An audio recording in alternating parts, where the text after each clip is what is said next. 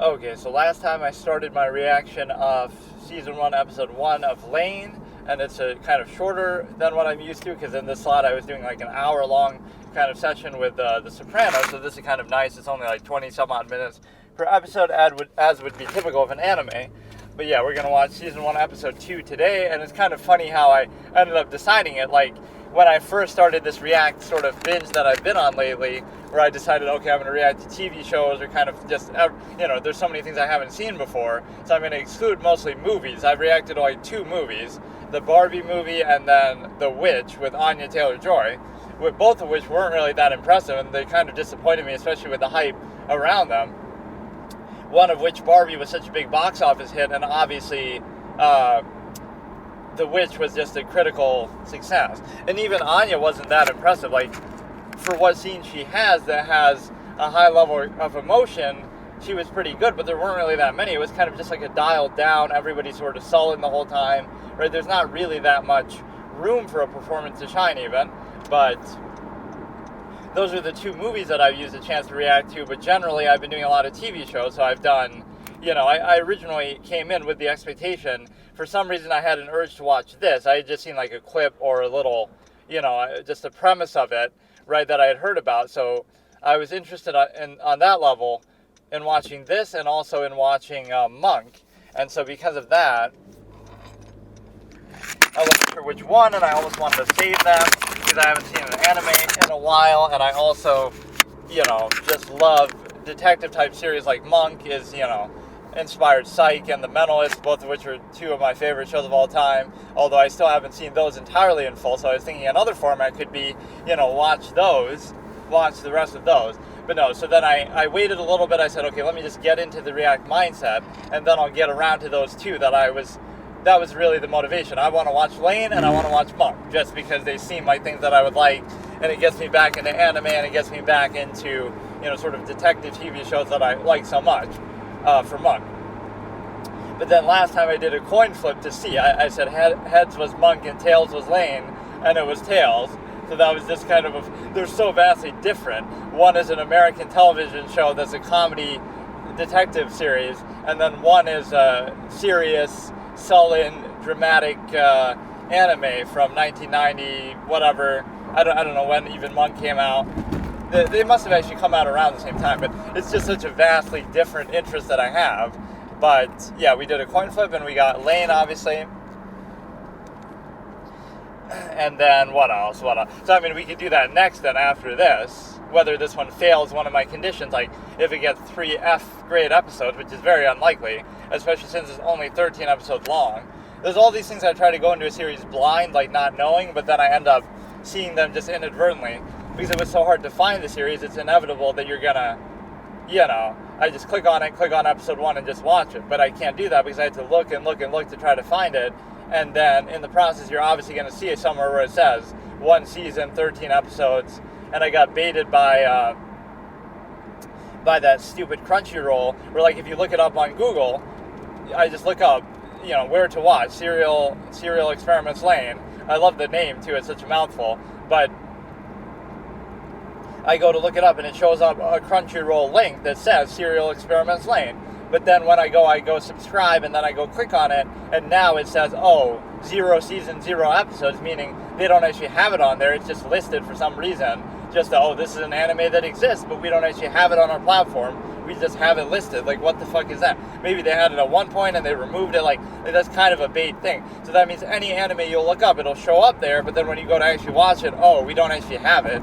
We're just acknowledging that such a thing exists. Like, yeah, I don't need an anime encyclopedia or something, like glossary, just to tell me every anime in existence. I want to know the ones that you specifically have. Maybe movie streaming sites do that too. Like, if I look up on Netflix, I look up a movie, and then I'm considering subscribing, it'll show the movie, but then when you go to actually do it, right, so I wasted 1 month's worth of subscription for that. But the point is that, what else? Like, what did we start off watching? Let's just recap the whole thing. Because since these episodes are shorter, it lets me go on little other tangents, like, whatever, this whole drive sequence that I do it on is like an hour long, so it doesn't mean I have to fill the whole thing. I could just not do it. When the episode ends, it just ends, but we can do a little longer intro and outro. And I don't have to eat sometimes while, sometimes I'll stop to eat in the middle. I don't have to eat while watching it or reacting to it, because I would do that sometimes with The Sopranos and people wouldn't like it, but whatever. It's just like, those are such long episodes that I would almost have no choice sometimes. So, yeah, I started watching, obviously The Sopranos was sort of like my main series that did fail to one of my failure conditions. Let's recap those again. If we get 3 F- grades in the whole series, then the series ends. If the main character gets to a -10 on the character point system, which Tony was almost on that downward spiral, where he was at a -4 pretty early on, but then he recovered. So if they get to a -10 on the character point system, we haven't assigned a character point for this series yet, because nothing really super notable happened. It's kind of hard to judge even in this kind of story. I was having the same problem in the other series I'm watching now, is Full House. Like, what really constitutes in these kind of series? Usually it's something more serious, like somebody saves a character's life, or they do some really cool plan that beats the villain for that episode, or that it has to be like a little gambit or a little tactic that they do. But when the subject matter is like this, it's great in like detective type stories, like Light Yagami, does a whole gambit and that earns him a +1, or some other character shocks him, like Naomi Mizura gets a +1 even though she dies soon after for being so smart, for example, for hiding her name from using a fake name, even though she doesn't know Light is Kira or even really suspect it. She's just being generally careful. So wow, that's a smart thing to use a fake name. So that would be a +1. So the point is that, yeah, it could be 3 F grades in the whole series, of -10 over the course of the whole series for the main character. That's kind of cumulative. Every episode, every season counts together. And then the final one is a season-specific one, where if a character uses plot armor to save themselves, either from being killed usually, or just being saved from failing at some major plot element, like, they would have gotten fired from their job 3 times, but plot armor saves them, something like that.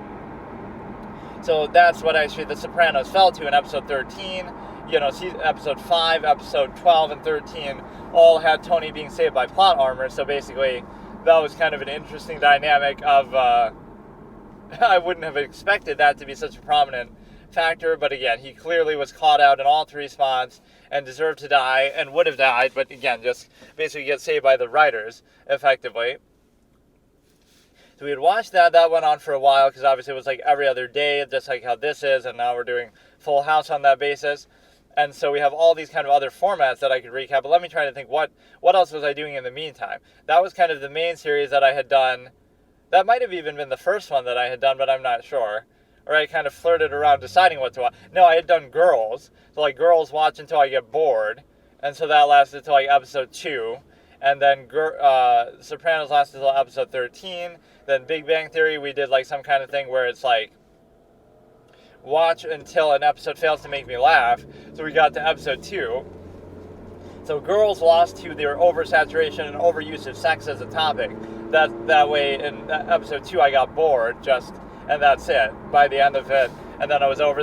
They're kind of using it at every asset. Like, it's supposed to be funny, it's supposed to be romantic, it's supposed to be erotic, it's supposed to be, but it doesn't mean that it has to be all just like sex humor and sex drama and sex, like give us something other than sex. And most of it was just that, right? So that failed, and that caused me to get bored there and end that series.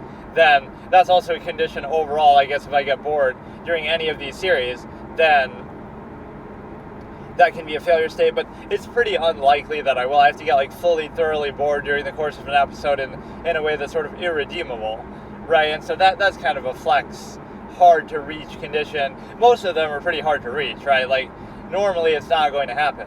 And again, I don't judge the character point system on a moral level, like, it's based on the character's own intent. So if you're a criminal, I'm judging you on how good of a criminal you are, how good you are at being bad, like one of my expressions. So it's not like, look, this person did something evil, so therefore it's a -1. Unless their whole vibe is like, now they'll be upset, like, I cheat on my wife, and then she breaks up with me, boo-hoo, woe is me, and I'm crying about it. Like, it's your choice. You can cheat on your wife, but just own it and be like, I don't give a shit. And like, don't be upset if something comes back on you, right? So I'm not judging them morally. I'm judging them based on their own intentions and what they're about and how well they practice that, right? So a supervillain character could be very impressive as long as they don't slip up and get caught or keep making mistakes and things like that.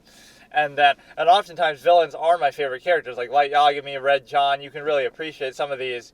King Bradley from Full Metal Alchemist, especially Brotherhood. Like, it's how badass and how capable they are. It's like, try to stop me, and if you're good enough to do it, then fine. And Light actually has a line that's very much like that. King Bradley does too. And Red John's whole vibe is kind of like that. Like, he's doing it like it's a game. If you're good enough to catch me, then go ahead and do it, but you just can't because I'm too smart and careful and capable. And King Bradley says, like, how many thousands of lives must I take before your god decides to strike me down to the Ishmaelites? If you wish to see me struck down, do it with your own hands. In other words, if you're capable enough to stop me, then do it with kind of a funny driving moment here where this guy goes total like a clown. But this is why we should do face cam so we can show shit like that. Oh shit. But no, King Bradley says that with respect to the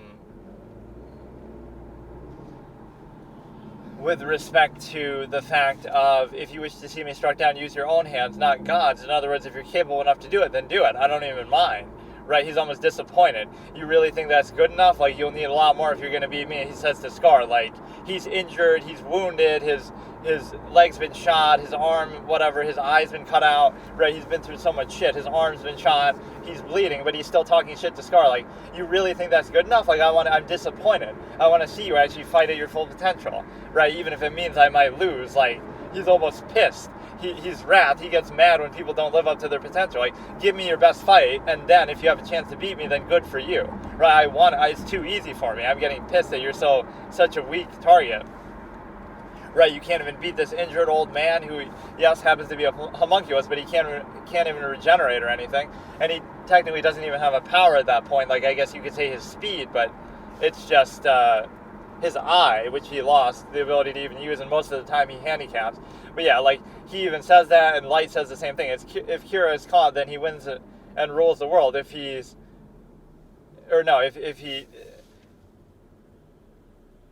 wins, then I guess he's justice, and he wins and rules the world. If he's caught, then I guess he's... if Kira's caught, then he's evil. If he wins and rules the world, then I guess he's justice. So he's even acknowledging in this Machiavellian sense, right? It's not about morality, it's about ability. If I'm good enough to get away with it, then so be it. He might say something else similar to that, but it's basically like, that's how he treats it. If I'm good enough to get away, then that makes me right in what I'm doing, and if I'm not, then I'm wrong. And that's just the reality of how things work, too, right? So if L is good enough to catch me, then so be it. That's almost how he seemed to, like, he accepts L's challenge, and he treats it like that. Yes, when he's finally caught, you could say, he doesn't treat it the same way, but that's almost how these characters think. It's like, it's all based on ability. So the Light that I know would be like, in that moment as he's running away and he's caught, he's like, I just sucked then. I lost to this shitty Mellow and Nier combination. Or, like, give them props. They're good enough to catch me, so be it. Right? Like, yes, you could blame Mikami, but it's still my fault because I was like the chess master. Mikami was just a piece on the board that I was controlling, right? So it's my fault. That's what these characters would say. It's King Bradley's fault that he dies, even though he gets shot, even though he gets stabbed in the eye and all this kind of shit. It's still my fault. Oh, the Eclipse kind of Deus Ex Machinas me out of there. I grab a fucking sword with my tooth and stab you in the... Yeah, if I cry, too, that could be a series ending. Try not to cry challenge. But I kind of doubt that'll happen, but maybe that's only for certain type of series. Like for Lain, I'm not sure. There's no specific kind of challenge or format that I can think of for it. But, this is less a recap of the episode than just more a recap of my overall format, just because of how long it's... Whatever, just how much extra time I have maybe to do this. But the point is that maybe I'll recap my episode while I eat. That could be, the first episode while I eat. But no, it's like, so we did Girls Till I Got Bored, got to episode 2, lost to sex. We did The Big Bang Theory as a comedy slot, watched until an episode fails to make me laugh. And even though I respect Sheldon, we got to episode 2 there. And then it failed to make me laugh, but he got the one laugh out of me in episode 1, and he would have been the one to get the laugh out of me in episode 2. And my main criticism of that series is, again, it's like a one trick where they're making the same kind of jokes over and over. Every character is like the same thing over and over, and only one character is there for contrast, and she's kind of too dumb in Penny. I'm sure she becomes smarter in the later seasons, but she almost felt like Candy right out of Chuck Lorre's playbook from Two and a Half Men, obviously the same guy who produced and made it, whatever. And so now you have, you might think, oh, you complain about too much sex in the girl series, but then I'm complaining about too much nerdiness in this series. It's like, it's not a question of what the subject matter is. You can have it be about whatever you want, but when you keep using the same subject over and over as a one trick, like, it just becomes too much, right? You have to have some diversity of what it's about, just to keep interest. And then after that, obviously, we were doing Sopranos kind of along the way with a lot of these, because that one lasted so long, right? That one lasted like basically a month's worth of time, to the extent that you're able to, like 13 episodes would have lasted like 26 days at least, and even more, because sometimes an episode would be split up over 2 days because I couldn't finish it in time, stuff like that. And so basically the situation is the fact that, you went girls, you went Sopranos, corresponding to also doing Big Bang Theory. Again, Sopranos lost in 13 episodes to the 3 plot armor strike. It was just kind of amusing to look back on what actually caused them to lose. And Tony's a bit of a clown character who could have potentially gotten to a -10, but he was only really at a -4, so, that even a character as clownish as that, who I didn't really respect as being that capable, again, not that, oh, he's a bad guy, it's that he's not good at being bad, right? He's bad at being a bad character. You're a criminal, but at least be, capable and smart and crafty and resourceful and just not stupid.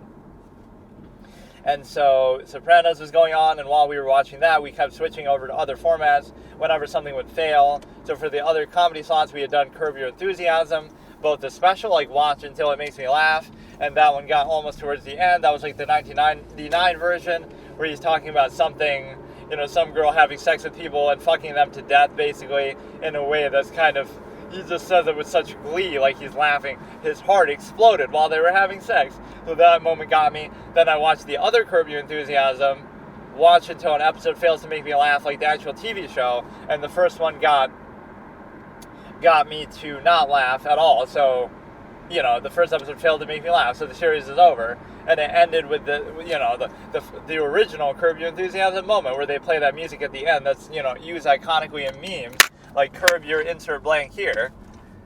I guess I should have seen what this episode was called. Maybe every episode is called that, like Curb Your whatever, Insert Blank Here. Curb Your Little Bulge in Your Pants, because that's what one of the running jokes in the episode was. Like, they think he gets an erection, but it's actually because, he just rubbing against you with your hand or something like that. Sometimes I don't respect that type of writing style, too, because it's just, like, random stuff, right? Like, reality TV type writing, where, let's just go to the theater and what could possibly happen, just random stuff. Like, I'm not questioning that Seinfeld was written well, and I was kind of trashing Larry David a little bit because people become overly defensive, or whatever. I'm becoming overly defensive of Jerry. Like, they don't give him enough credit. He's a bad actor, yes, but he had a lot of influence and impact on the writing in the Seinfeld show. But a lot of people try to pass it off and say, oh no, it was all Larry David, and Larry David carried him, and this and that. Like, clearly, even when Larry David left the show for like the last 2 seasons, they still had some of their best plot lines and most successful moments and highest rated episodes and seasons. So clearly Jerry could handle that part. Not taking away from Larry, he was a great asset, but don't try to diminish Jerry's impact on the show, right? I might not even like him that much as a stand-up comedian, although he is really good. I might not like him as an actor. I've criticized him, he sucked as an actor. And even a lot of the other things he's done, like the B movie and the stupid whatever, Unfrosted is getting shit on now. Maybe I should watch that in one of these slots. But the point is that I could almost watch 2 episodes given this, but I probably shouldn't do that, like how much of a run-on intro it's going to be. But no, even though he has had other lackings, I would give him a lot of credit for the show itself. He did a great job with that. He had a lot of impact on the writing and the jokes and everything like that. So, again, Larry had a great impact, but don't diminish one with the other. I'm not even diminishing Larry, but you know what I mean? Like, it's called Seinfeld for a reason. Like, he's the guy. It was his show, so don't... he knows what he's doing. And a lot of the jokes and moments feel like they're right out of a stand-up comedy routine for him. So yeah, we had Sopranos going on. We watched both Curb Your Enthusiasms. One lost because it made me laugh too early. One lost because it didn't make me laugh at all. But no, we got to see the original moment of the Curb Your Enthusiasm thing, like where Kathy Griffin Wait, wasn't Kathy Griffin again? Yeah, like how they make fun of her in Seinfeld too, or she was just playing a character like Sally Weaver, but she comes in the end of the first episode like he had lied to his wife in the show, who's not actually his real life and real wife in real life. That was a tongue twister. Wow, that could have been a joke in the show itself. But no, real wife in real life is not the one. It's some other comic actually. But the point is that he goes at the end of the episode and acts like he had previously lied to his wife about it. Like, oh, what had I been called about? It wasn't. What was he apologizing about? Like the fact that, oh, he had said Hitler in the car and the parents were mad about that. Oh, he was apologizing about something to do with Kathy Griffin. And by sheer chance, right at the end, Kathy Griffin actually does show up and thereby verifies that, oh, you know, that we haven't had that conversation before because we kind of referenced it or whatever. Or she asked him the same thing that he lied about her asking him before. Right, so whatever. The wife is looking at him all upset. I was even a little bit... try not to get aroused challenge. The wife was actually kind of attractive, which I was surprised by just because Larry's this old, bald guy, which this was even in 2000, right? But, somehow the wife was like way too attractive. So maybe his real life wasn't as attractive, or she's just a lot younger than he is, which is, I guess, whatever. But I think his wife's name, Cheryl David, it even says, I'm like, Cheryl David, played by Cheryl Miller. But it's like, well, what are the chances their names are the same? Right, I don't get it, but yeah, like, what was that, a casting, like, you're real, like, that happens with a lot of characters organically, like, Larry's name in the show is also Larry, like how Jerry's name in Seinfeld is also Jerry, but, in fact, Jerry's Seinfeld, even, they don't even change the last name, but it's just, I don't know. It's just weird because I guess the actress's real name happens to be the same as Larry's real wife's name, but so I almost thought it might be his real wife, just, playing herself, but I guess maybe that's too much to ask and she wouldn't have wanted to do that, but she doesn't mind you hanging out with this attractive floozy who you might be cheating on in the course of the show. Like, how ironic would that be? You cheat on your real wife with your fake wife upon whom she's based, right?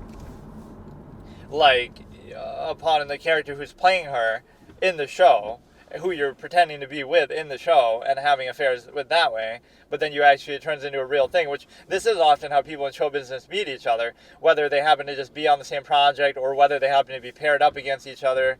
There's like 1,000 examples like that you could point to. Right, Ashton Kutcher and Mila Kunis, I guess, really did get together, which I almost kind of doubt that. Whenever I hear it or see a reference to it, I'm like, no, they were just together in 70s show. You must be confused. Like, what are the chances they actually ended up together? And doesn't something else happen in the show? Like, she ends up with Fez or somebody, and not with that, but then in real life, or maybe people wanted them to end up together. I don't know. They wanted them to end up together, but then they didn't. But yeah, what do we have? Like, that's one of the shipping things. Like, oh, even if the characters don't end up together that people were shipping for the whole show, at least they could end up together in real life as far as the couple of the actor and the actress or whatever. So that's one kind of consolation. Like, oh, I was shipping these two characters so hard for like Lain and Jerry together so hard for the whole show, right? Certain viewers would have shipped them, and then, they don't end up together, but they might end up together in real life, like, Julia Dreyfus and Jerry, which they obviously don't. I think Woody Allen and Diane Keaton might have dated for a period of time, but they always stayed pretty good friends, and obviously she was in a lot of his movies and stuff like that. Most notably, obviously, Annie Hall. So, what else? We watched that. We segued into a bunch of horror series. That might have been all the comedy series that I watched. Obviously, now we're doing Full House. I feel like we might have done one. No, that might have been it. So we did Big Bang Theory survived 2 episodes where an episode tries to make me laugh. Like, watch until an episode fails to make me laugh. So we could say it more like try not to laugh challenge. So we laugh. Well, but it's not. Because it's not try not to laugh challenge. The series is trying to make me laugh every episode. So episode 2 failed to make me laugh, so then I stopped watching that. So we had The Big Bang Theory, then we had Curb Your Enthusiasm, the movie type thing, whatever, the 1999 one, Larry Davis Curb Your Enthusiasm. Then we had the proper 2000 Curb Your Enthusiasm, where it's actually the show that lasted one episode. So the special made me laugh towards the end, so I didn't make it the whole way through that. And then on the flip side, this one only lasted one episode, the actual show, where it failed to make me laugh in episode 1. Then for horror stuff, I watched The Witch, obviously the movie, which was like watch until I get scared, which of course I didn't get scared. And it also wasn't that good or impressive, but yeah, that was a rare movie one that I watched. I just watched until I get scared. And then other, horror series, I tried to watch 30 Coins, but then it had subtitles, so I couldn't watch it. And then, which is ironic, because a lot of these, when they don't have subtitles, I complain, like, I need to watch with subtitles in HBO Max or whatever. Like, it's nice to have it there, because I sometimes can't hear, but I also can't rely on subtitles 100%. If it's, like, not in English, so Paul Giamatti baited me there, and making me think that it was, this should almost be like a interlude type of thing as a separate on thing. But no, I'll recap the actual episode 1 a little bit, although when they're shorter like this and kind of uneventful, I mean, the events that happened were kind of heavy, but they weren't, I don't know, it just wasn't too much to really talk about. Like, I was struggling to even recap it in that one there, in the last session. But no, we had done that, we had done 30 Coins, we had done The Witch, so 30 Coins just doesn't even count. It was like, watch until you get scared, I think, but then I couldn't even do it because it's not in English. And then The Witch, watch until I get scared, and I didn't get scared, so we watched the whole thing. And then one other thing maybe I did in terms of horror, which I can't remember. I tried to watch Evil Lives Here, so that was like a comedy of errors. I tried to watch Evil Lives Here because I thought that was a comedy series, but then it's not, or not a comedy series, a horror series, but then it's not. It's just about people who are living with criminals and stuff like that. And so it turned into some sort of other elitist victim blamer type of thing where I'm shitting all over the character, the one girl, who's living with this bad husband or whatever, but I was just making fun of how long she would stick around and be an apologist for him, right? Sort of enabling him by being sort of delusional. And then the other one is just, obviously 30 Coins didn't count. Then The Witch. And I feel like maybe one other thing, but I forgot about it. And then obviously now we're doing Full House in this. So yeah, that's just an exhaustive recap on every single thing that we've watched so far. And I'm pretty sure, at least, I don't know what other horror things we could have potentially watched. We watched like maybe 3 comedy series, Big Bang Theory, obviously a couple of drama series. Like drama I'll count as like Girls and Sopranos, even though technically Sopranos is partly a comedy, Girls could be partly a comedy. But like those 2 drama series, Girls and Sopranos. Then we watched obviously like 3 comedy series, Big Bang Theory, Curb Your Enthusiasm, the special, and then Curb Your Enthusiasm, the show itself. And then obviously we have the ability to do Full House is still ongoing. Then obviously Lain is going to be like a drama series as well. Then let's review all our other formats too that we could potentially do. Like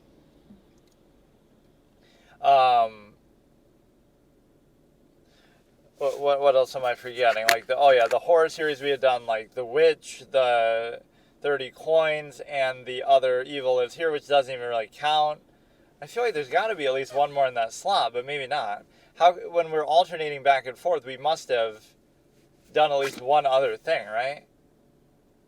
But then I just kind of gave up on the horror slot, or I'm trying to add in additional slots. Like, I guess The Witch took like 2 sessions just because it's a movie, right? So I tend to not really like to do that, because if you think about how I would space it out, right, I'm doing this already on an every other day basis. So the idea is like today I'll watch Lain, then tomorrow I'll watch Full House, and then the day after I'll watch Lain again. But the point is that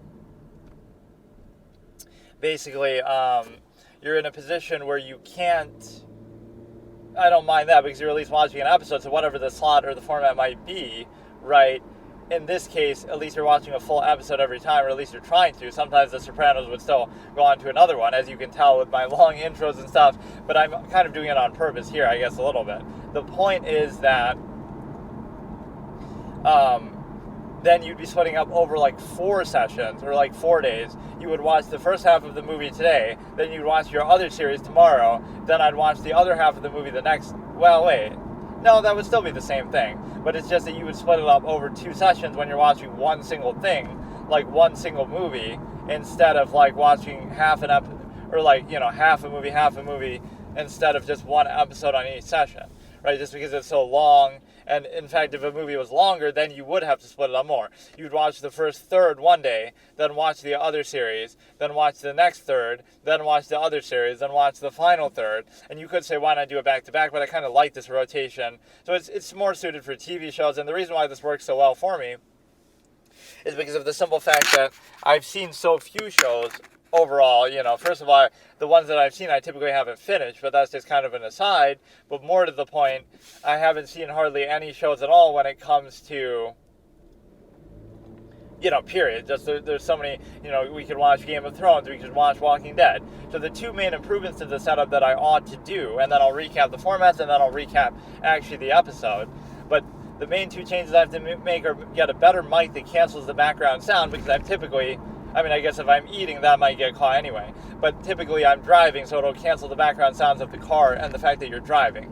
Then the other point is the fact that I could also improve the setup from the perspective of... What else? There was something else I was saying. I don't know, maybe that's the only one. Just either get a better recorder or get something that's going to have a better mic capability to it from the perspective of... canceling out all the background noise. And then the other point is just the format. So we started off with fewer of these, and then I keep coming up with them as I go along, just kind of like the failure state formats. But the formats are basically comedy slot 1. So comedy slot 1 is going to be watch until a series fails to make you laugh. So for a whole episode. So again, like The Big Bang Theory is an example of that. And what was the other one that we did? Like Curb Your Enthusiasm, the actual show. And then beyond that, you have the simple case of Comedy Slot 2, which is watch until you laugh, just period. And then Horror Slots 1 and 2, which is Horror Slot 1 is basically watch until you get scared, whether it be a movie or whether it be in the course of an episode. See, the Comedy Slot 1 doesn't really work with a movie as much unless you watch like a whole movie series, where watch until an episode fails to make me laugh, but then, you know what I mean, like watch until an entry of the whole movie series fails to make me laugh. So if it does make me laugh, I'll watch the sequel. If not, I won't. But that's kind of more obscure for that one. So then the Horror Slot 1 is watch until an episode fails to scare me. And that also wouldn't work as well, obviously, but it could be with like a movie series. So if, watch Scream 1, and then if it scares me, then I'll watch Scream 2 or something. But if not, then I'll watch something else. And then Horror Slot 2 will be watch until I get scared. And then beyond that, you have all the other ones with respect to... So slot number 5 was going to be like watch a detective series and try to predict the killer. And if you can't predict the killer by halfway point, with maybe some exceptions, and you get like maybe 2 lives, so 3 strikes and I'm out, just like Tony with the plot armor. But basically, watch until you fail to predict the killer by the halfway point of an episode. So that could work for Monk or a series like The Mentalist, whatever. If I watch like CSI, similar kind of genre, things like that. But that would be number 5. Watch until you fail to predict the outcome of an episode, especially mainly to do with the killer. I suppose would have to be the outcome. But it's possible if it's like a mystery series, try to guess what the mystery is. Right, whatever that might be. I was almost making fun that I could do that like with Scooby-Doo with respect to, guess it, because I can't remember. I've obviously seen some of it as a kid, but try to guess who did it. Like, who's going to say the line by the halfway points. Yes, I would have gotten away with it too if it wasn't for you meddling kids, right? Something like that where, you'd obviously be in a position to...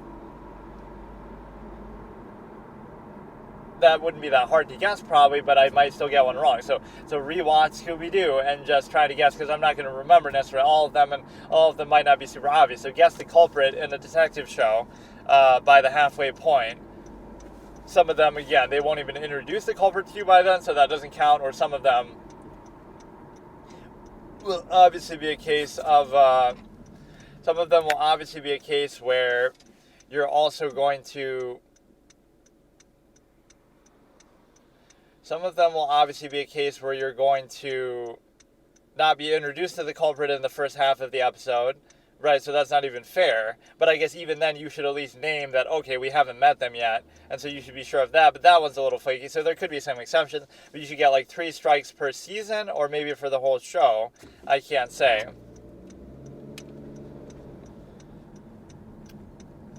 Maybe 3 strikes per season, or it's like, so basically you can be wrong in 2 episodes, or just fail to guess. So then if you get 3 wrong, then the show is over, you have to stop watching. So that could be an interesting way to do it. Most of these formats are like putting the emphasis on the show, unless it's like a try not to laugh, try not to get scared. But like now I'm putting the onus on the show for most of them. Like if it fails to scare me, if it fails to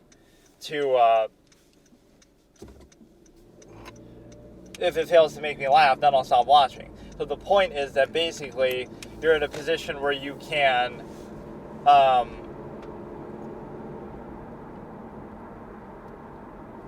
put the onus more on yourself from the perspective that I have to do something, I have to figure out the killer, and things like that. And beyond that, you have the simple ability to basically, maybe today could just be an interlude episode, but you know, this one's just such a long intro. But no, now I should recap the episode itself that we had seen, and then let's finish the formats. Okay, so number 5 would be the detective one. Then you have 6, 7, 8. So what were these? 8 was like the soap opera one, where like watch until it makes you cry. Then 7 was like the erotic one, watch the soap opera until it makes you cry. 8, number 7, watch something that's supposed to be erotic until you actually get aroused, which is, you know, these are kind of silly a little bit. I may or may not even do them, but they're at least options that I have. And then number 6 is supposed to be like,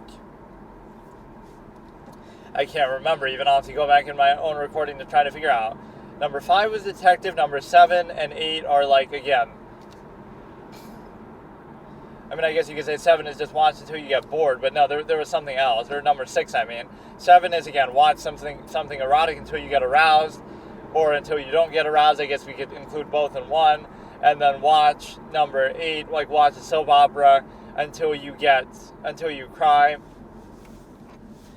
which that would be probably the most unlikely thing to happen, because I even pointed out with like some of those character types, like King Bradley or somebody like that would be more likely to make me cry because of how badass he is and like how he won't give up, basically. Those are the moments that I pointed to that way. And then, yeah, I can't really remember what the 6th slot would have been. It would have been a detective show, or it would have been something to do with like a drama, but what would the drama be, basically? Like, what would a condition be for a drama series? Kind of like even for Lain, I don't know what the thing could be. What's the failure state? It's just more so the broad, overarching ones that we typically have here.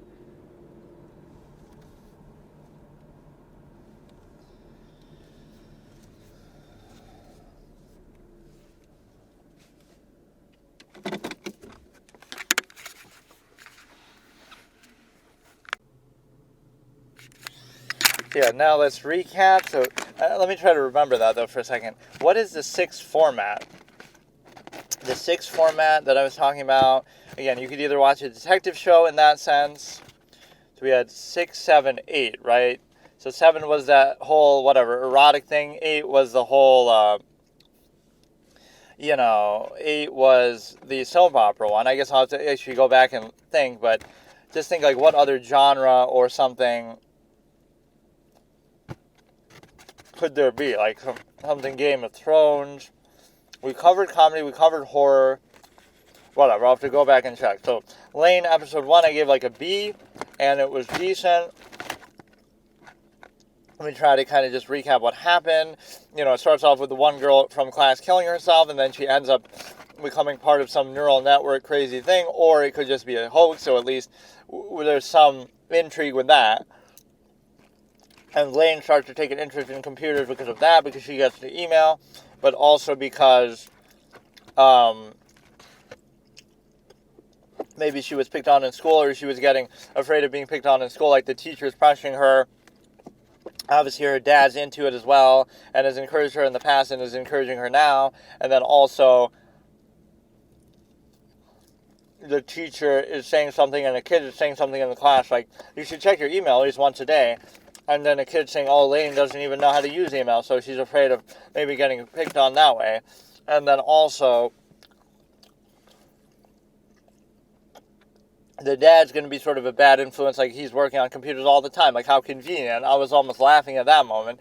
Not even that it's a bad thing, but how convenient is that? Like, Light Yagami, how convenient is it that your dad is a cop? But it kind of makes sense that you would have that same sense of justice that, like, you hate criminals because your dad's a cop, but you took it kind of in a different way. But I guess what you would say there is, it's not that, oh, Light would get caught if his dad wasn't a cop. It's just that he would be less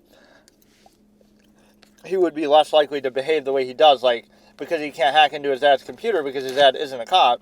When he has a notebook, he would just be more careful, as smart as he is, right? He wouldn't take as many chances or whatever. And then obviously it works against him too, because you know he's getting information from the police, but that's also part of his plan. But whatever, it's just convenient and kind of funny that the subject matter is about computers and whatever, and it happens to be that the dad is into that. But what I like is that her character wasn't really into that before. She was sort of indifferent, or just not even, she didn't care, she wasn't too smart or good with computers up to this point. There's some good imagery with, like, the cable wires above her head all the time that she's walking down the street. There's a couple weird things, like the trippy scenes, like, there's a couple trippy, moments where it just goes, like, full multicolored, rainbow-colored screen, and so that just has happening once too often as, like, a transition scene. And also, there's some text in Japanese there that doesn't have subtitles, so that I can't really appreciate.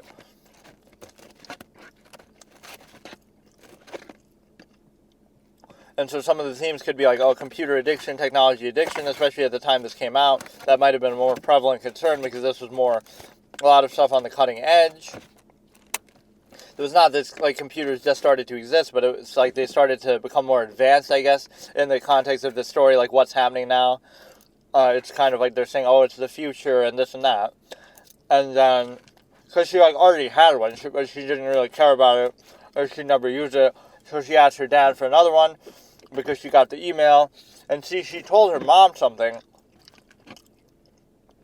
There's a good characterization of the family. They're at the dinner table. The daughter, her older sister, basically, gets up and walks away, and she doesn't want to sit at the dinner table. Right? She's just kind of in her own world.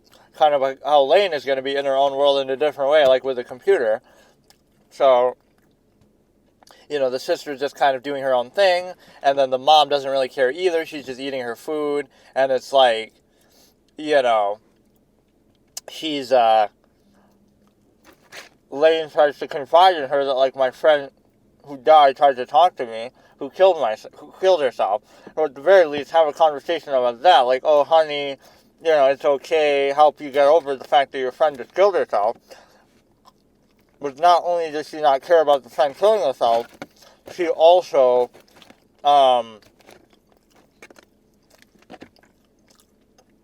like, the mother is indifferent to you just bringing that up. You would think it's, like, some way of a kid typically trying to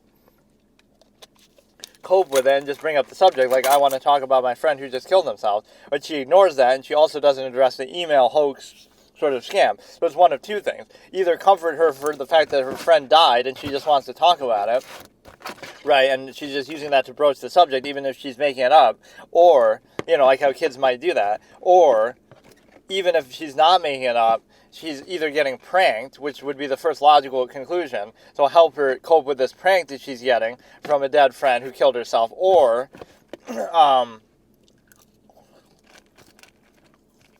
the third layer could be help her figure out what this crazy thing is that's happening, which obviously an adult would be too cynical to think like that. Like, you know, oh, she's actually getting real messages. Like, obviously she's not going to believe that. So the mother was completely indifferent. The father's lost in his own world with his computers. Right? He almost seems addicted kind of already. He was kind of being funny and, like, you know, he's super into what he's doing even as Lain is standing there talking to him. And then the sister's in her own world. So none of the family members seem like bad people or abusive or anything, right? The dad's just into his computers and might be, you know, his work. I didn't understand exactly what he's doing with it, but the mom's just kind of in her own, not really interested in what she's saying, maybe a bit indifferent. But again, it's not like you could write this too extreme. Like, the family's not treating her badly. They're just kind of normal people with flaws. Like, the mom doesn't really care what she's saying. The sister's kind of doing her own thing. The dad's doing his own thing. So she feels kind of isolated. So rightfully might get pushed into her own world. Like, I wonder, what would she normally do at home by herself before this computer fad became a thing? Because they even said she's not into computers. So what does a lonely, quiet, reserved girl like this do? Like, play with her dolls, or read a book, or do her homework, but there's got to be something more that she would do anyway. So, she's the perfect personality type to get addicted to computers, or games, or whatever. So, the prank email, though, was nicer to her than it was to other girls. Like, we walked home together, we kind of lent credibility to it, like, she might believe it, because we really did walk home that one day, or it could just be a guess, or it could be a hacker, somebody doing this, or it could be, obviously, for real. And speaking of those trippy imageries, obviously you have Lain kind of spaces out that way, too, with respect to, she's looking at her board in class, and she's just kind of tripping out. But that seems like something that was happening even before the computer interest and craze started. Like, she's just sort of doing it on her own with respect to, people attribute, it's just like ADHD, ADD, she just has an active imagination, and she's also feeling isolated from other people, and she's quiet. So those things combined, make you feel like your imagination is better and more interesting than anything your family is giving you or other people are giving you.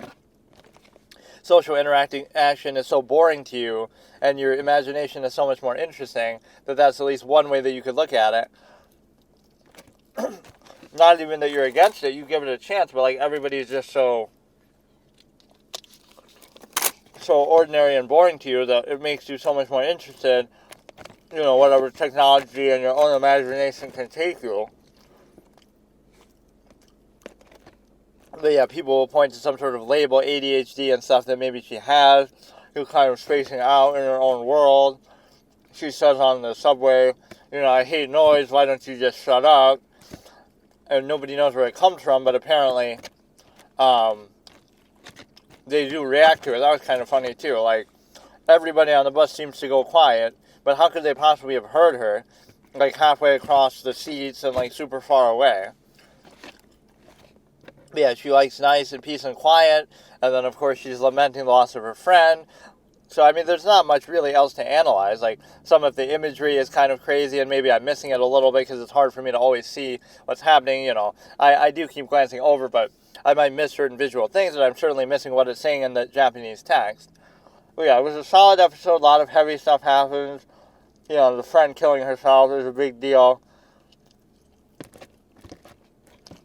I was making fun a little bit, like, this is a series that's supposed to cheer you up after 9/11, because they were showing this instead of their regularly scheduled programming. That's the whole meme video, or whatever, that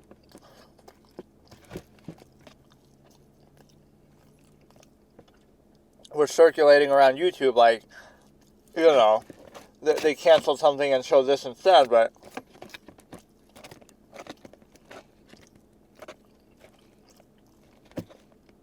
it's one of those psychological things. Like, when you feel sad, do you want to listen to sad music to make you feel even sadder, or revel in how sad you feel? Or do you want to listen to something upbeat to make you try to feel better? It was the same thing here. Like, wouldn't you rather watch something happy and positive to cheer you up, rather than something sad that's going to make you feel even worse, but I guess you just kind of want to wallow in it? But yeah, there wasn't anything really worth a character point, right? But it's interesting how these adults are kind of showing, a lack of interest where, they're going to lead her down a bad path. Like, the dad's into his computer, so on two levels, he's neither taking enough of an interest in her life, but then on the other side, he's also going to encourage her to use computers. And then number two is the teacher's telling her, go check your email, And so she's going to take all this up to an extreme that a kid might do, right? Whatever you say, she's not just taking it literally, like, okay, let me just check my email. She's going to take that as motivation and encouragement to pursue it more so than that and get carried away. And,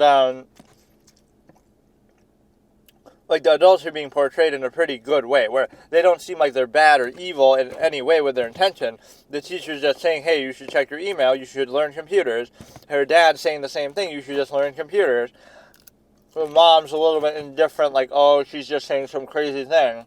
Like, you know, how kids do. My dead friend just sent me an email, like, you know, she's just imagining it, or it's just like some sort of little flight of fancy she's having that kids sometimes have.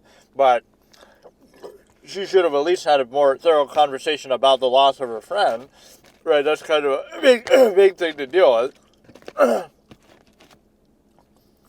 So all that considered, it was good. It was, you know, again, these episodes are going to be short, so maybe I shouldn't make these intros so long, but, I don't know. Or, again, in that sense, I could almost watch 2 episodes for the price of 1, but that seems to be, like, too much.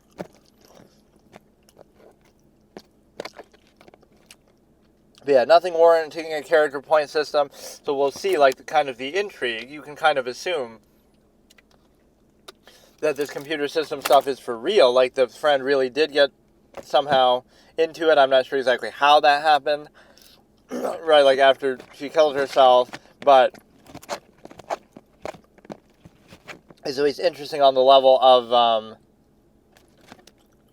you know, there's some intrigue that you could almost wonder, maybe it is just a prank, maybe she's being baited in by some system that is using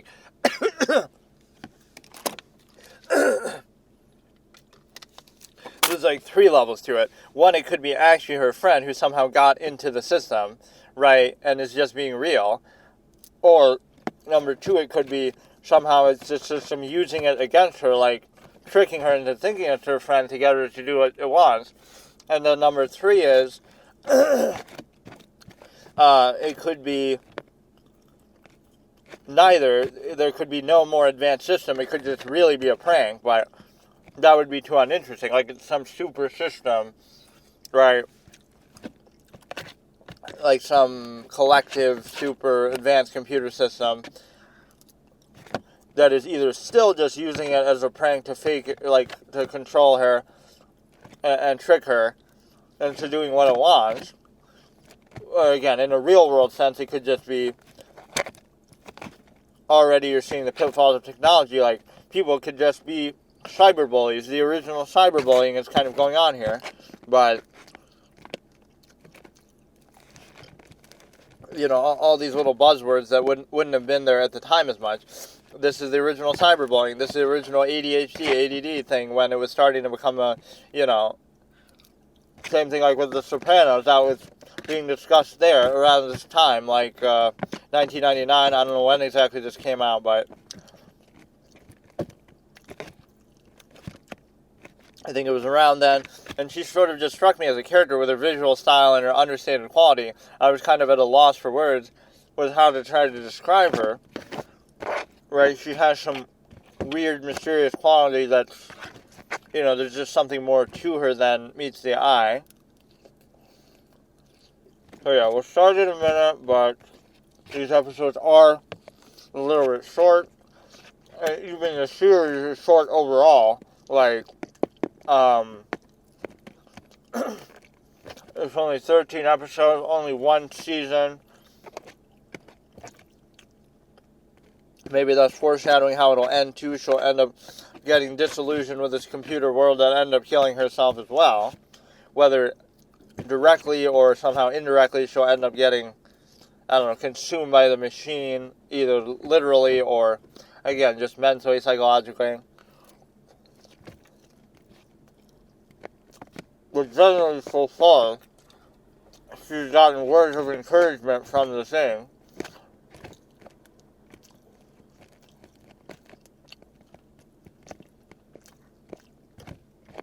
Right, her parents are giving her the adults, too. Her mom doesn't really care. Her dad's kind of into it, but doesn't really care about her as much. as his computers. But it all seemed like, it's all passable, innocent stuff. Like, oh yeah, the father's just working on his computers, whether it's his job or his hobby, it's no big deal. And, it's going to enable her for doing whatever she does, which is possibly going to take it too far.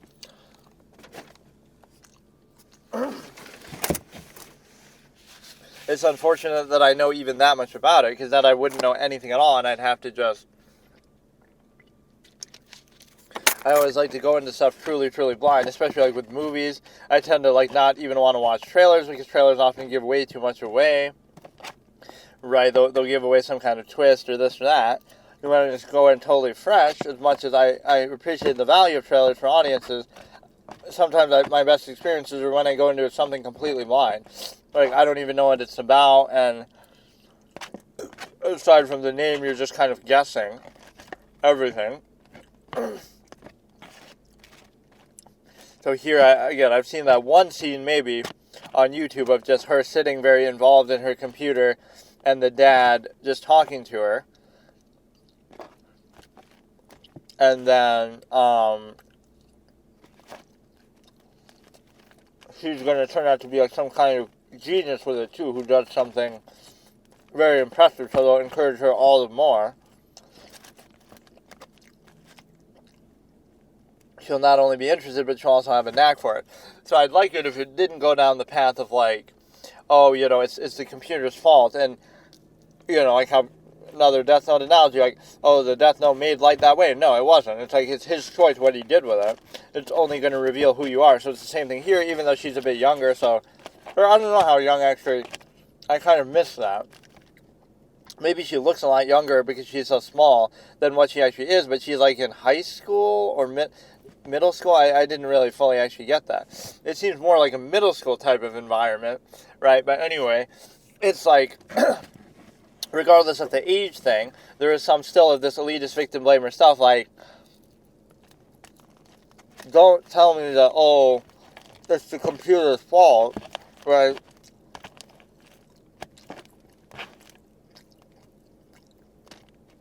It's not the computer's fault, it's just like,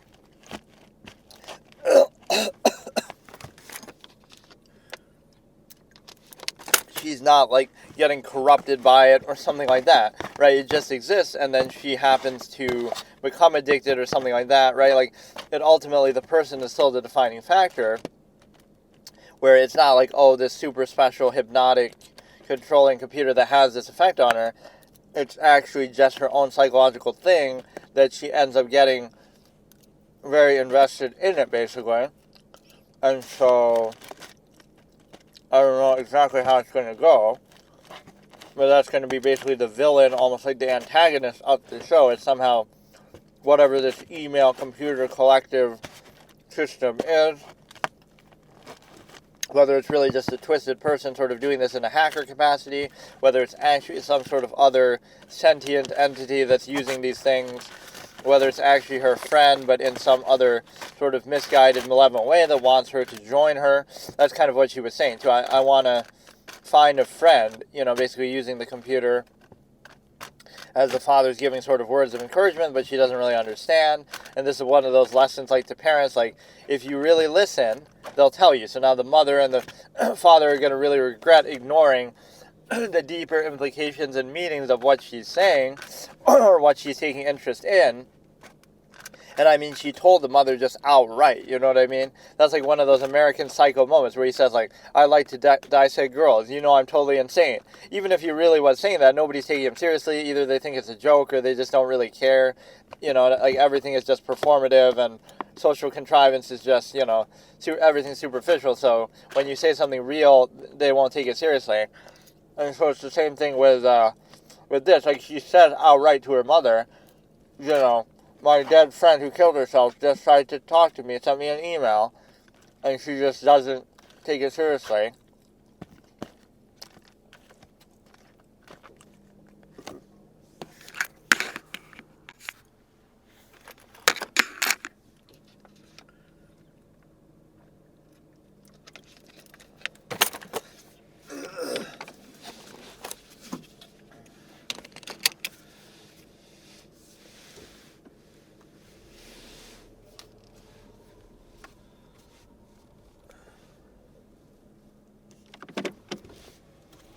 this has been a really enjoyable format to do, though, just in general, watching shows like this, and it's one of those net positives. Like, if I didn't do it like this, I just wouldn't do it at all, right? I'm not going to have time outside of whatever I do, right?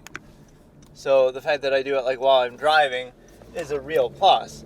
And so the one thing I do have to fix, though, is the whole mic situation with respect to, you got to think of it like in a movie, right? Like when you have a car scene in a movie, but that might require more of an elaborate setup. This is at least a lot simpler and easier. But like you have a scene in a car in a movie and you don't really hear the sound of the car too much, right? So you just need a mic like that, whatever they're using in those kind of situations. But then again, they're not really driving either. And like I said, it's a more elaborate setup where it's like a set or something, right, where they just have a green screen, so they're not really driving, or even if they are, whatever, it's just better because, but I have to get something always in between, or it's going to cancel out some of this background noise, or whatever. I tried to get those lavalier mics, but they wouldn't work because this recorder, I guess, just requires a very specific one, like with the TSR thing, or TSSR, whatever, some kind of thing. So this is episode 2, and I don't even know the name of this one. I can't see it. But the name of the first episode was weird. It says it, I think, sometimes at the beginning, and we will watch this Boa Duvet intro every single time. What I found funny is that the intro is in English, but the Boa Duvet is an English song, and then the outro is in Japanese. So, like, make up your mind. Like, there's nothing wrong with having Japanese intros and outros for a dubbed version, even still. But so we're starting episode 2 in 3, 2, 1. I don't think that exactly took. It was delayed maybe by a second.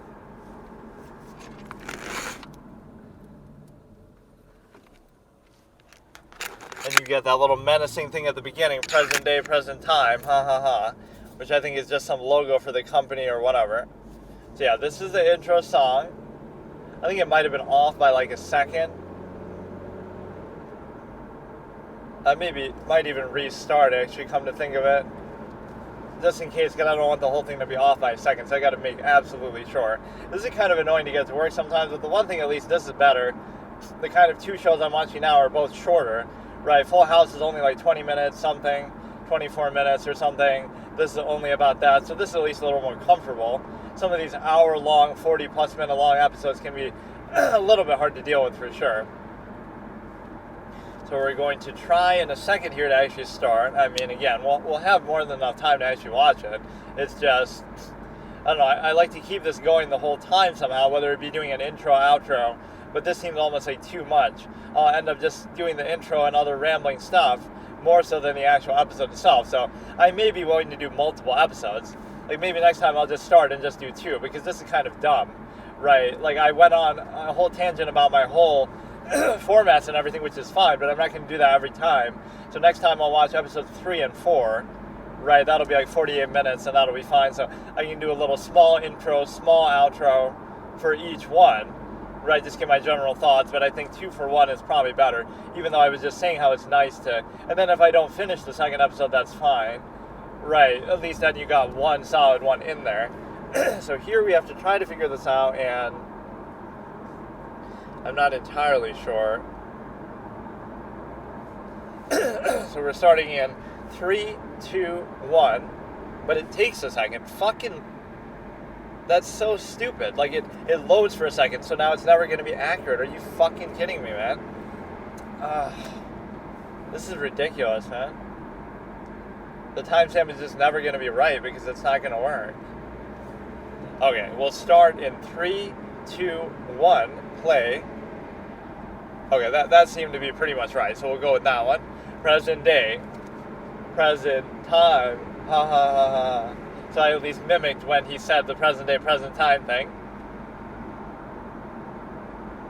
What the fuck is that intro, though? Why do they have that? That's supposed to be the evil computer system laughing that it's the present day when it's the verge of Y2K craze and all this stuff. So yeah, Boa Duvet, count number 2. It's a nice song. I mean, I don't mind listening to it, but no, I tend to like to listen to the intros anyway. I'm not going to skip it.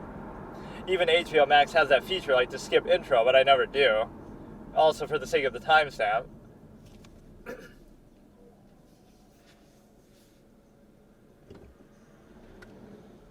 It keeps showing her like on a TV screen. right? She's like supposedly lip syncing to this or whatever. It makes me think that they had this song even in Japanese, which doesn't make sense. Like, because the outro is in Japanese, so whether you watch in English or Japanese, they'll both be that. So Boa Duvet is the intro in Japanese as well, and then the Japanese outro is the outro still in English. Like, I don't understand, but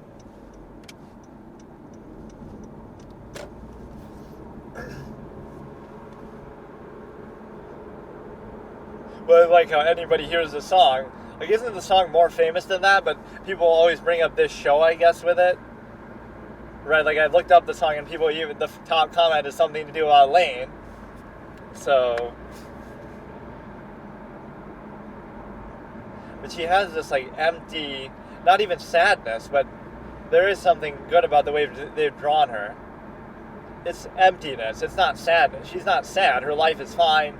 You know, her parents are okay. They're not terrible. Right? Nothing is really wrong with her, but it's just, there's something empty. Wait, this is like the first episode, though. Did I fuck up again? Ain't no way, bro. How? How would I have done that?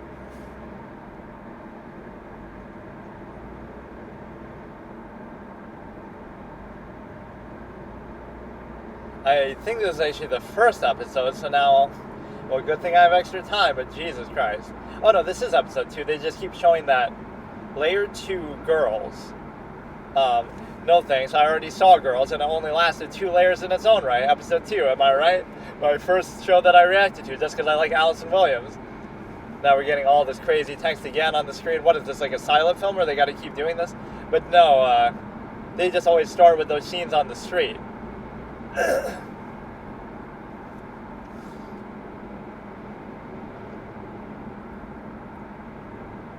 You got this chick wearing some crazy mask, like a muzzle almost.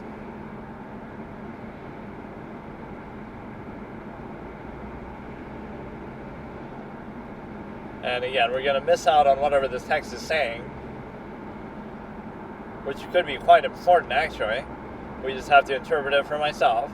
But this is going to be like one of those artsy, movies that sometimes 2001: A Space Odyssey or some shit, like you just got to read into it and people come up with all kinds of theories, and if you try to criticize it, people will say, oh, you just don't get it, like... This is going to be like some sort of hallucinogenic thing that lets you enter into the cyberspace, or I don't know.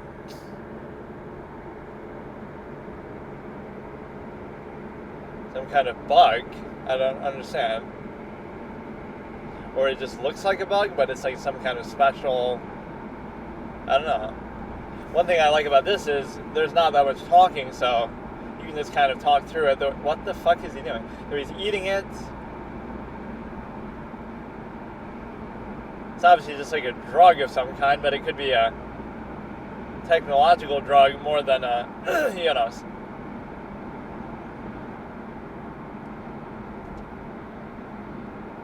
everything in the show is going to be obsessing over computers and technology, right? So it can't just be anything else that's going on.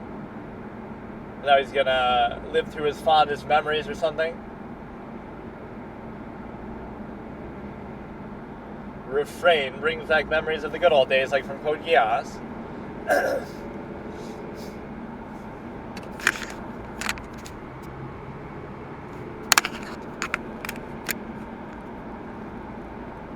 Like, who even is this character? That's my big question. How do we go from a little high school, middle school girl drama to this?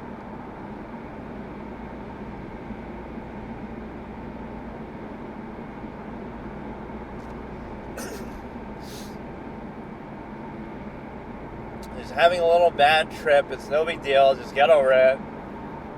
It's your fault. You're the one who ate that so enthusiastically. You fucking junkie. I don't sympathize with drug addicts.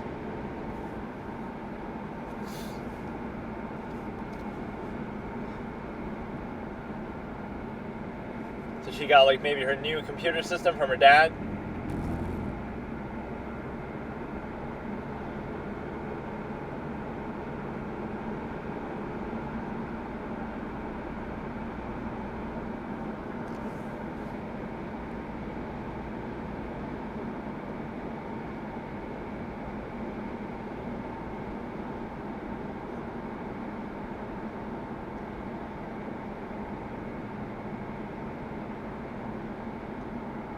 weird look. But no, this is her at school, I was going to say. But she should have gotten the computer from her dad by now, the new one, right? She was asking for it, that he was so happy that she did.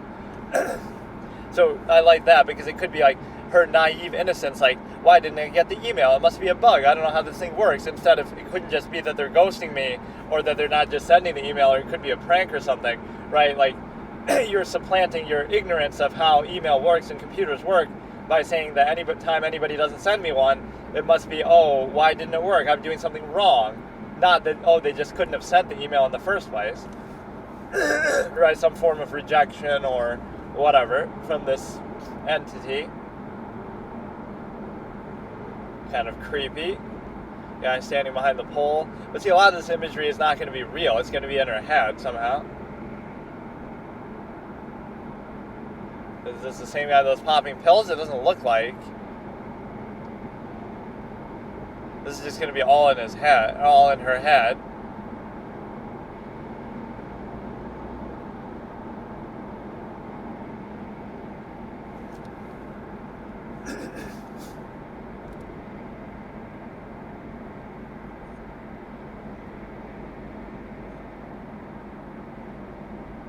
Oh, they think she's the one who sent the pranks? Her voice is so unintentional ASMR. Look at those cuts, how it goes from...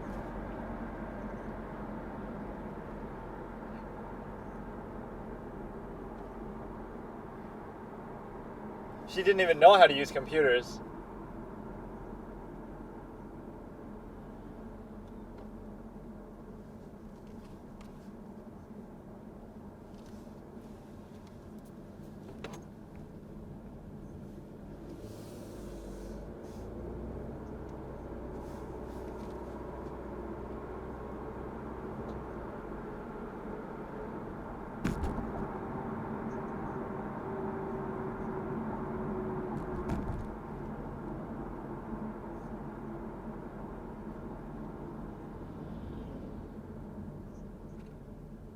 You just said it looks like her, that it's nothing like her. What the fuck are you talking about?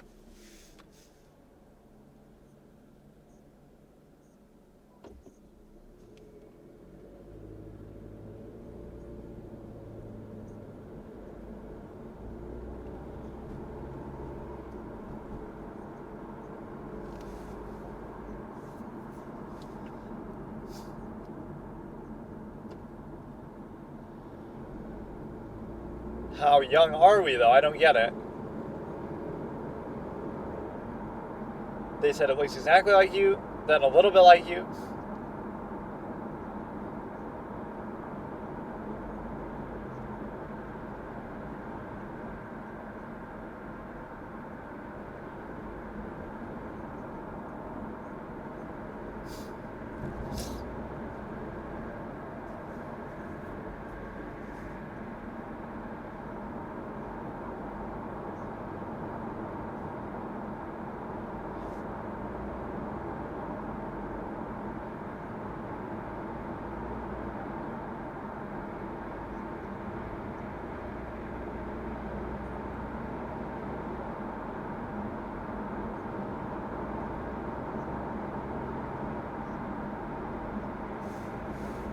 This would be good to get you away from the computers that you're getting obsessed with slowly now graduating. The one girl is really nice.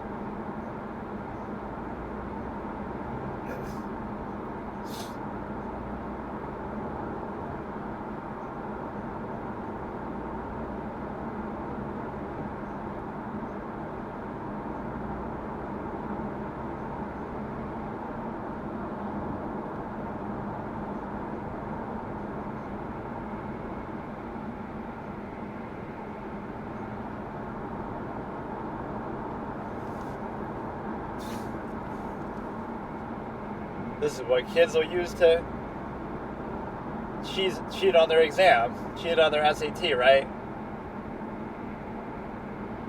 People always say that we got to use some drug to cheat on our thing, on some test. Like Prince of Bel-Air does that, or Meadow does that in Sopranos. We just saw.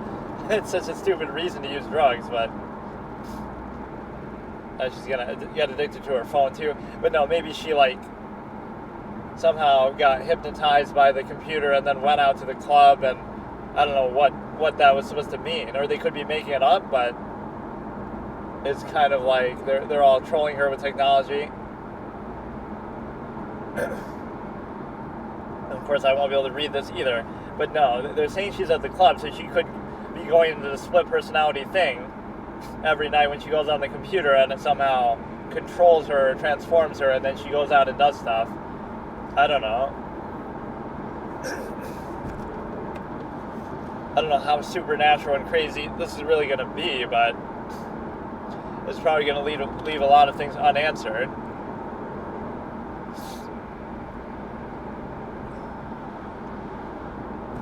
This is what people thought the future would be like when they first saw computers in the early days of,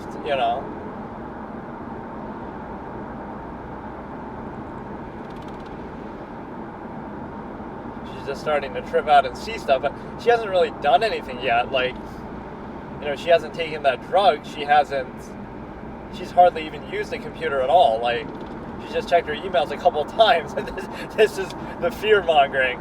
Use your email twice, and now you're fucked. Your whole brain's going to be fucked up, and you're going to be seeing things.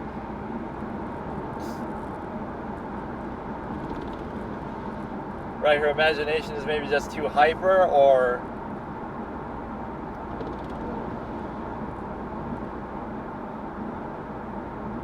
And she almost seemed like this before, so maybe that's the implication. Like, she was already kind of crazy, or whatever. She would already have this hyperactive imagination, and now computers just exacerbate that. But, she just keeps seeing things. She saw the one guy on the street. She saw all this as some sort of symbolism or foreshadowing, but I'm not going to fully get it, I don't think.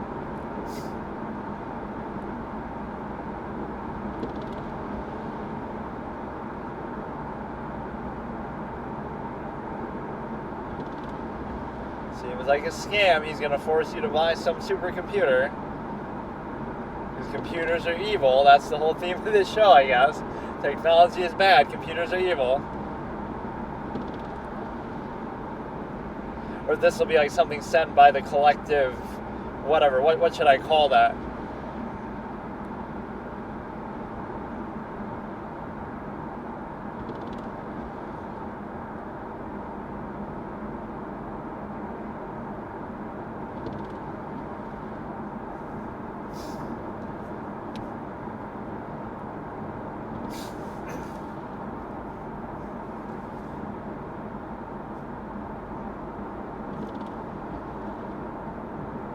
Hashtag ad.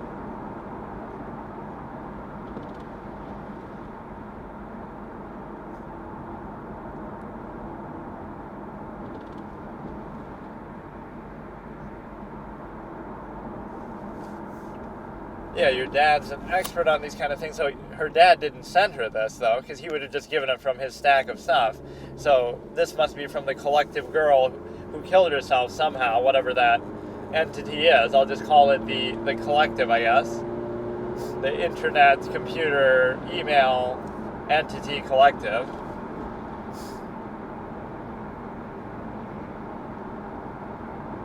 So they send you a supercomputer so you can try to interact with them. Don't want it lagging when they're trying to manipulate you. What is she wearing now?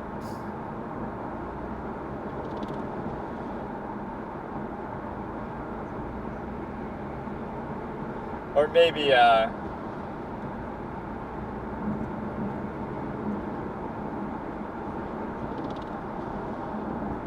oh, he...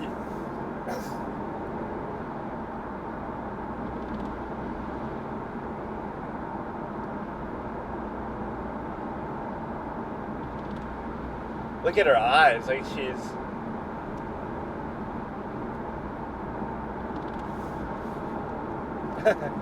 So he did order that for her, I guess.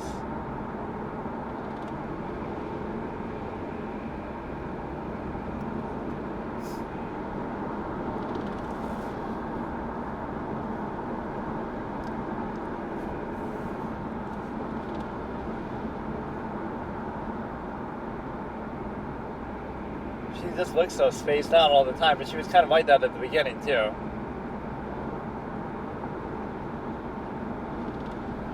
Is it going to be better than even what the dad has? He's going to get jealous.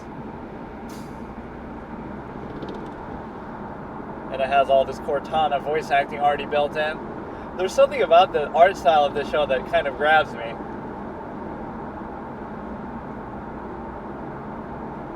And her voice is so good. I gotta hear it in Japanese just to see. It's this monotone, whispery, very empty voice from the beginning, right? Unintentional ASMR.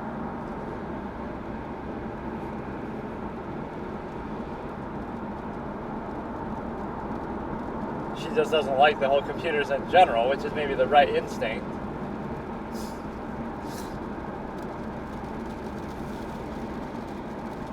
Oh, she's getting mad that she's getting ghosted. The original cyberbullying in this show and the original ghosting. The original computer addict, video game addict, everything. The original case of ADD, ADHD, autism, everything. Throw out all the labels, all the buzzwords from the modern day.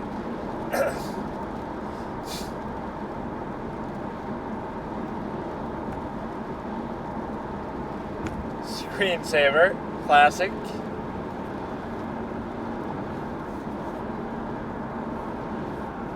So she got her fancy new computer. The way it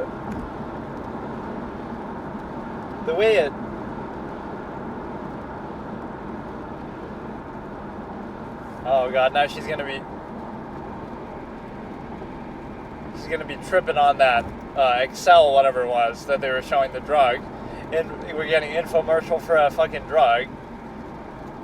Getting ads for computers and for drugs.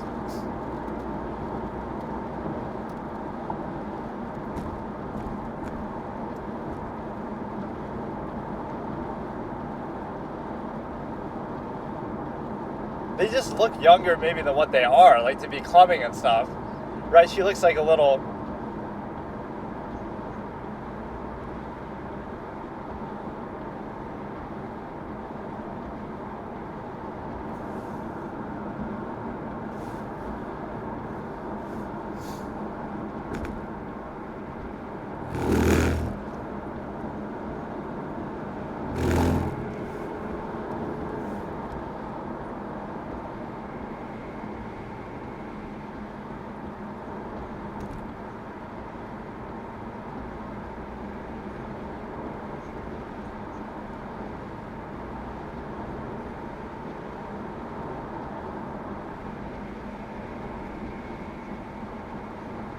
Must have been you tripping on that drug.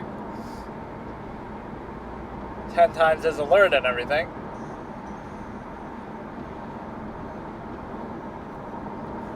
What a great introduction to the clubbing life. Can't go anywhere in peace without something exciting happening. Fuck. Not even 5 minutes in.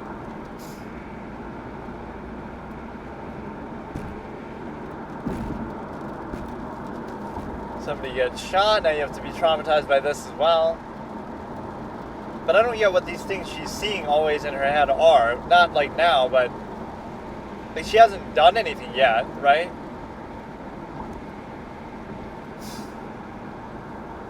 Or it's that same guy who was tripping out on it before.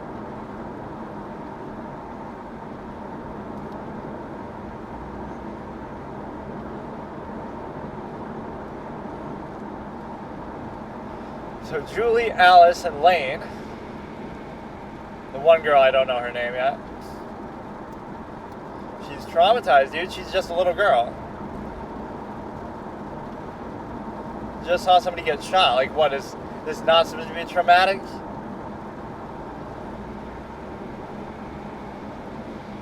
This could be a -1 character point that you're just standing there.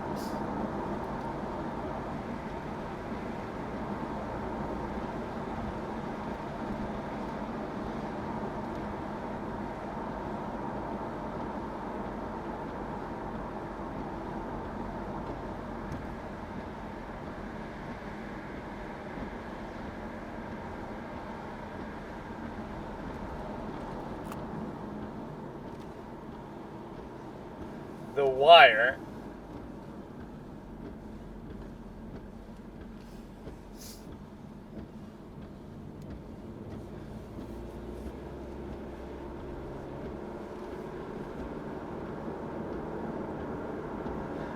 Maybe something was there from the beginning. Like something was wrong with her from even before all this started, but she just didn't know it.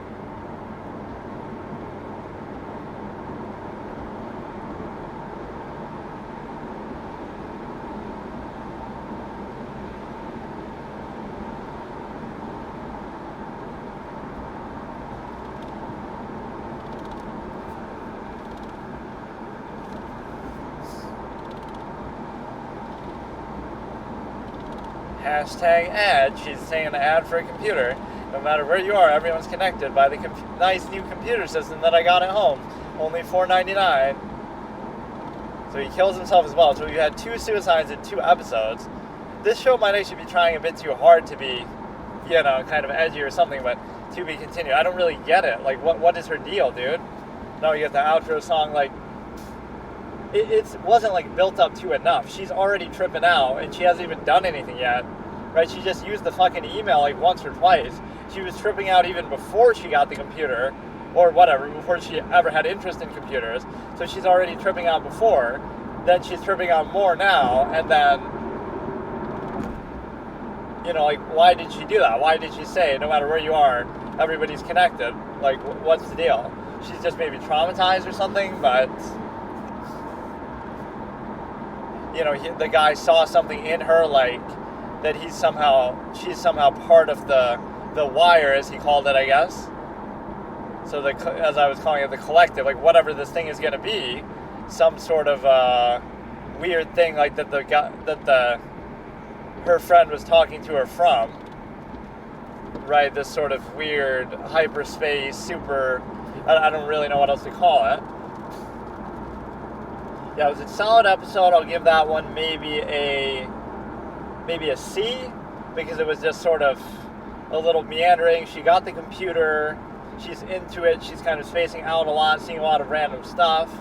The stuff with the friends was okay, the club, the drugs, what was sort of just kind of random, but whatever, at least it paid off at the end.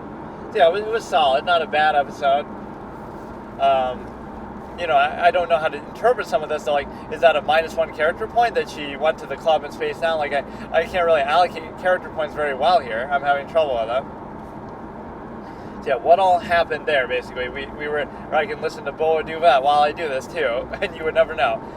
But basically, you're in a position where,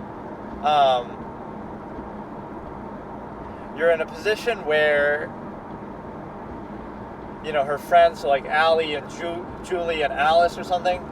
And so one of the friends is really nice to her, the one who ran up to her there. The other 2 are a little bit bitchy dicks, but not really too bad. So they thought they saw her there. So maybe you had... I don't really get it, though. Like, the imagery of her eyes is very... They were empty at the beginning, but they're even more empty now, right?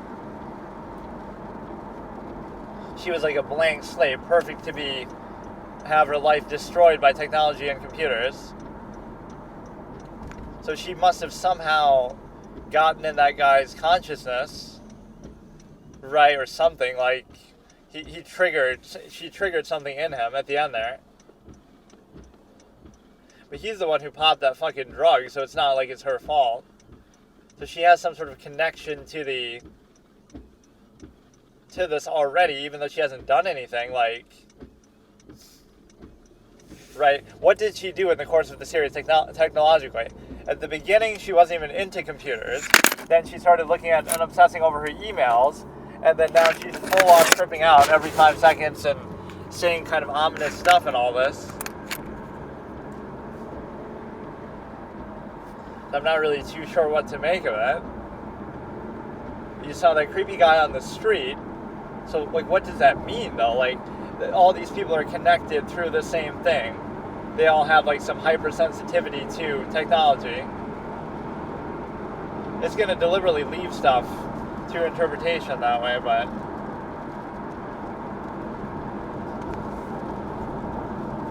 Right, people will still be debating, coming up with theories on this forever. The main thing I wish I could understand is that I'll learn how to read Japanese just so we can read the subtitles in between, but...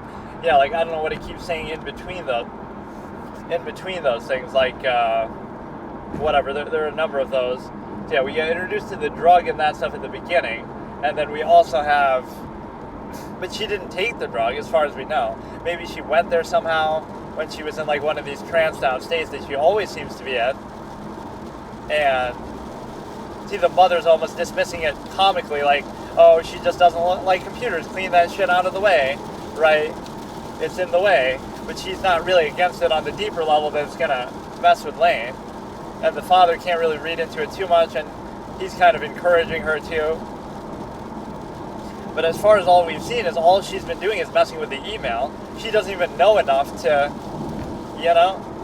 she doesn't know enough to even do anything with it, like something more advanced. She's hacking into some collective crazy thing, cyberspace, but she's not, because she doesn't know what she's doing. So just by simply getting that one email, she's somehow become part of this weird thing where stuff is happening to her in her everyday life. She saw that weird guy on the street, where you're always going to be questioning, like, what is in her mind and what is actually happening for real. Some of this is like her in some virtual reality simulation thing, or that'll be the twist at the end. The whole show is just some sort of simulation, but that guy was on drugs. He's seeing something in her. She's kind of being weird, even weirder than usual. So you go from episode 1 is weird, episode 2 is girls. So they wanted her to go to the club and they thought they saw her there. They could just be lying. Like, did we see her in the beginning? I don't remember. I just remember seeing the guy eating the drugs and stuff. But they could just be lying because they want her to come. And what a great timing that maybe it was her who caused that to happen too. Like, somehow her presence there made the guy shoot somebody and kill himself. I mean, certainly killing himself, it almost seemed like that happened. That was actually kind of badass, so it made her seem like she somehow had some mythical power, right? Like she's, I don't know what to make of it. She's like possessed by something technologically. She's always seems like she's in a tranced out state. Maybe she's taken some of the drugs too, but I don't see when she would have had the chance to do it. It's just raising a lot more questions than anything else.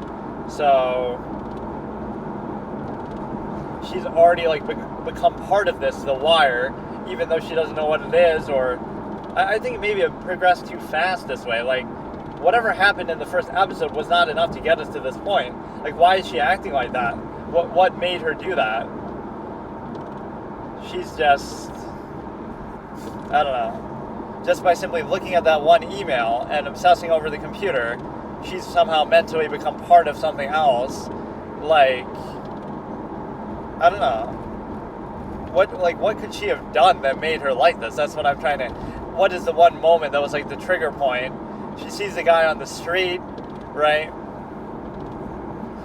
And there's such an emphasis on the character's eyes. Like, there's something going on. There's some kind of computer chip, nanotechnology in their eye or something. But yeah, she sees some creepy guy on the street. She keeps hallucinating in these other moments as well. And then she gets the computer delivery. The delivery guy was kind of nice about the whole thing. Right, he was so into it, I thought he might try to steal it or say, oh, I'll come over and help you learn how to use it one day, and that could turn into something negative. But like, he was just nice, and then most of the characters are just nice and encouraging, right? Even the girls weren't too mean to her. They were just wondering, I thought they thought she was doing the prank and sending the emails, but she was actually accused of being at the club. Nakamura, bro thinks he's Hikaru over here.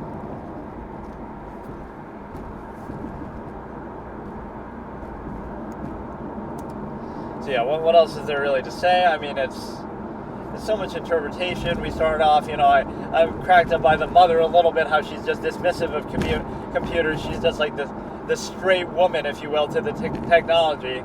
She doesn't care about it. The husband's into it. Lain has become into it as well. She doesn't like that. This goes against the gender stereotypes, at least.